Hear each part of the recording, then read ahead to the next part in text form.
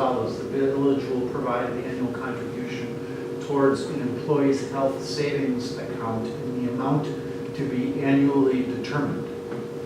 I still feel like I'm okay, I'll vote for that. I just do want to caution that I feel that gives the expectation that we're going to contribute. It doesn't, because when you say will contribute, nobody. Don't we, I'll second that, but don't we then have to say $400 somewhere? Do we have to say? Yeah, I need some kind of indication then that it's 400, right? We do that, we can, the next motion will be this year's Yeah, 2018. so you would need one other motion on top of this that gives me the okay about the 412. We vote on Your plan. Okay, so we have a motion and an amended motion. Do we vote on the amended motion? So we will first vote on the amendment to the motion. All in favor of the amended motion, say aye. Aye. Opposed? And now we will vote on the motion as amended. Thank you. Any discussion before we vote on it? I think that's quite a bit, but we have a little more here. Clarification. Somebody at some point here in this room tonight mentioned, so we talked about a 2018 contribution, whether it would be one time or annual. If we state the amount to be 400 and 1,200 in 2018, then there was a reference maybe to new employees in the future. They would just get whatever contribution was voted on that year, correct? We're not saying that this is an employee benefit at the start of enrollment in insurance or something. Yeah. We're just saying 2018 because it's a plan change. Right, so if we have a new employee that starts 2019, they're They'll going to get get whatever is agreed upon in 2019. Great. I have one other question I forgot to ask, which is probably appropriate here. For the wellness program, I just wanted to know for that contribution, when is it determined that they've participated? How do you know when to put that contribution in? All scorecards are due October 15th, which was actually just yesterday. Okay. So that gives us 2 to 3 weeks before open enrollment to be able to know which employees completed it, which employees don't.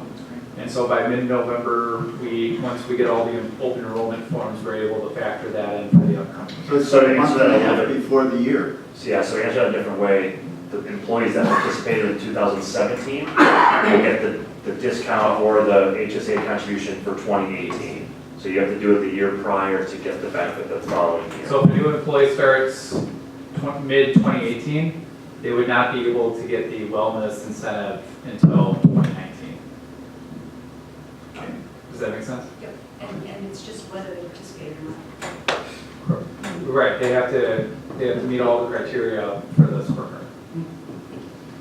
Okay. All in favor of the amended motion, say aye. Aye. Opposed? Passes. I would move that we set the 2018 HSA contribution amount at $400. $400 for employees on single plan and $1,200 for employees on family plan. Now, this is just for the high deductible plan. Correct. And I don't need that spelled out. You don't need that That's an spelled out. assumption. Okay, It got can it. only be used legally for a high deductible plan. So we don't have to spell that out. HSA in my motion. Yeah.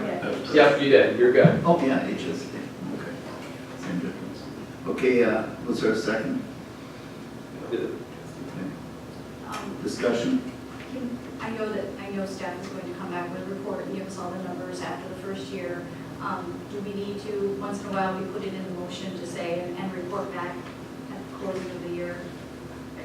We don't have to, it's just the time it goes away, or do we want that just? Well, we'll be looking at the insurance they did next year. Yeah, sometimes we do that, so no, we don't need.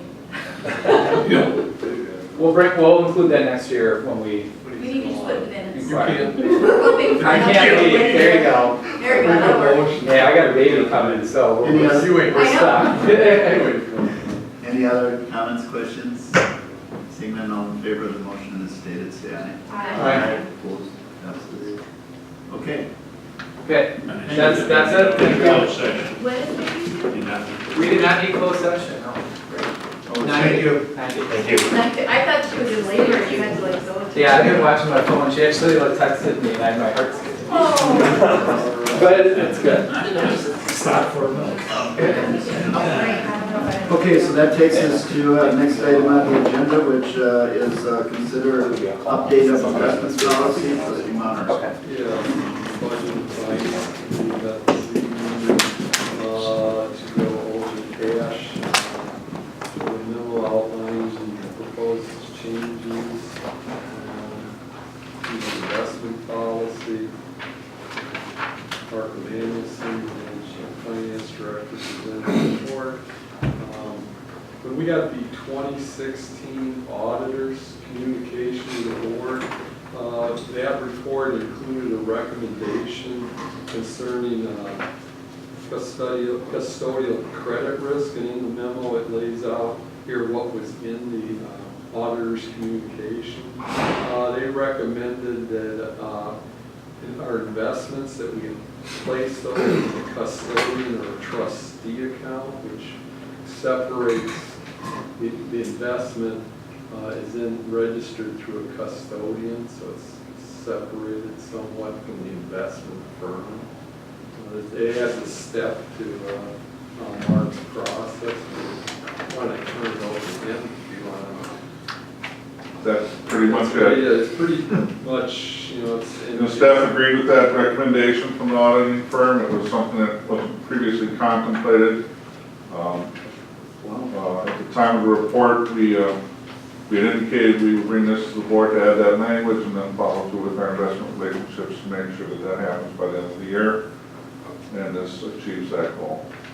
So, go ahead. So there's 3 lines of change on page 4 of the report. There's a nominal cost to this custodial arrangement where our investments are held. So that's the committee. Trustee Rozek was not here. Trustee Zovic and I were present, and we were recommending board approval of the requested change.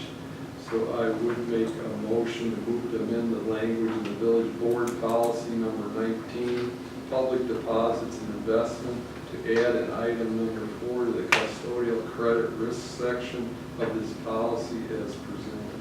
Second. So, the North Shore Fire Department just went through an investment policy change, and I'm just curious if you heard what they did, because I thought they were looking at a custodial and it was recommended not to do it. No, I have no information on what the North Shore Fire Department did or why. Is there a timing issue here? No? I'd like to find out what, I'd like to reconcile that. Or, Well, this Whatever you want. recommendation was made by our auditor, so Yeah. it carries some weight, if you will, well, with the they went through an auditor governing too, board. so And so And did their auditor make the same recommendation? I don't recall. they have a pretty standardized, industry standard approach to these topics. I think that would be good to hear Well, what the North Shore Fire Department. But this says either a independent custodial account or a separate trust document with our purchasing agent. So maybe they were just taking that second part. I don't know. I can't, I don't know. I mean, a trust department. I mean, I'm not super time sensitive, but if we don't take this up until November, it's not going to happen by year end. We'll see the same audit remarks, which is not, does not present a crushing blow to me. So I'm fine with that. If you'd like some time to find out some more information, that's that's fine, but this is my due diligence to follow up on that 2016 Right, audit. I agree totally. So when are they in? When do you reach your point where this, if this is in Well, place? typically, I like to give them 90 days to act, and we're already, you we're got- already about 60 days or 70 days.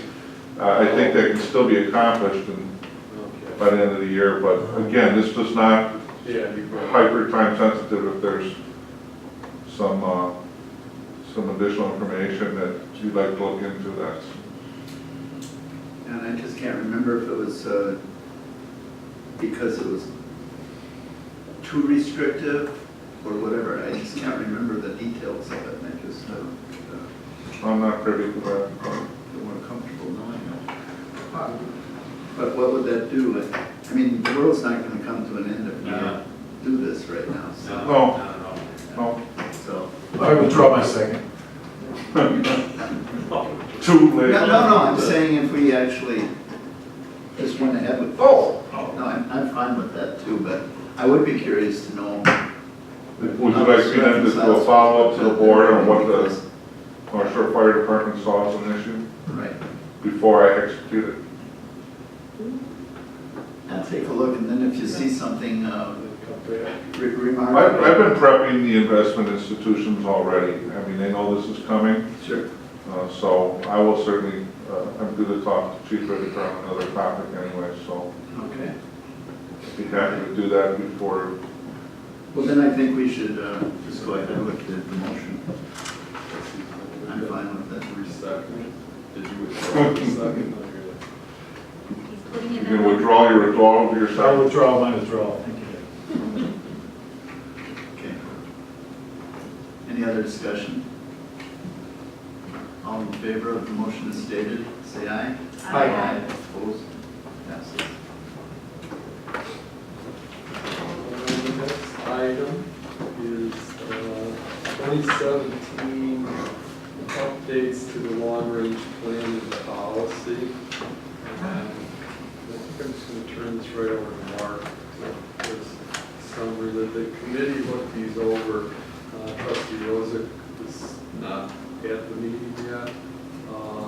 The trustee Zovic and I were recommending approval of the requested changes, with one change on the first page, the third item under D3, investment in the community, such as, it was to remove item 3, investment in community marketing, but just since we kind of, that's an old, kind of outdated at this point. That was a major initiative a few years ago, and I think that their discussions constituted at the last budget session. I think we might remove that as an example at this stage.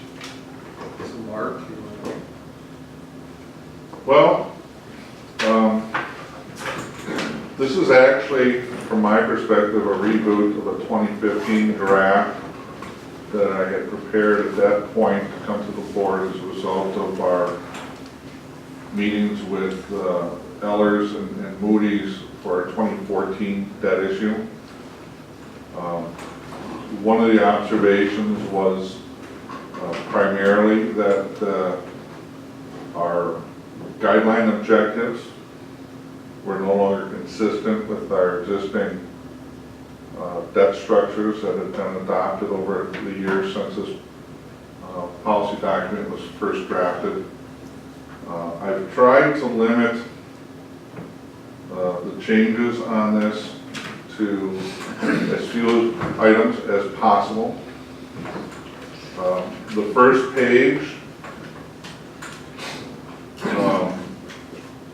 carries forward the who's got color in front of them and who doesn't? Color. All color?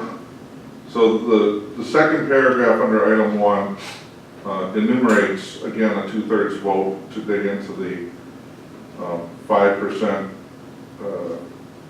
reserve above 25% for cash flow. The last item on that page, again, restates that above the 30% is a majority vote of the board. Again, just for consistency, that the vote is set in each subsection of of the paragraph. That's really just for clarity. Also for clarity, on item A on the first page, again, with the same context as item number 3, under item number D3 is really no longer a topic of the day. Reassessments are really not a one-time thing anymore, as we're doing them on an ongoing or semi-ongoing basis. So I offered up a suggestion to throw in strategic plans or studies as an example. It's illustrative, it has no primary bearings on a policy, but just a little better reference. At a staff level, debt service has always been in support of capital expenditures. But now that we're talking a little more directly about debt service, the use of fund balance for debt service stabilization, we felt there would be added clarity to enumerate that separately in the policy so that a person not more intimately involved with the policy would see that that's a little more clearly identified, and they don't have to imply that debt service supports